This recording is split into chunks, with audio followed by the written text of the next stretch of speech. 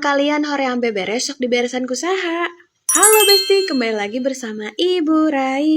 Kusabab kemari hujan gede peutingna jadi popoyan tadi kajerokeun soalna bisi baseuh deui lebar ieu teh grek dipoekeun deui weh. Terus urang ka warung heula ieu teh meupeng si Raidut keur sare. Sabari mikir ieu teh bingung masak naon nya, masak naon. Padahal mulus di warung mah nya geus we masak nu aya di warung. Geus beres di warung alhamdulillah ningali teras rada kotor ya geus urang sapuan hungkul hoream ngepelna. Jeung epelan ge poho tadi kajerokeun nya teh kudu dikumbah heula da kotor pastina oge ningali ka sisi red loba gerohanan. Oh heueuh Besti kan tadi teh nanya heueuh mun kalian kalotor imah teh teu rapih kitu rek kusaha diberesana. Tong nanya baliknya da mah nanya ka kalian da abi mah pasti moal digawean. Soalna mun geus hoream teh geus horeamna naon gitu loh. Tapi amun geus semangat hayang kabeh diberesan. Nu sarua teu. Teu karasa geus jam 1 deui biasa we ngajar ka madrasah ieu teh.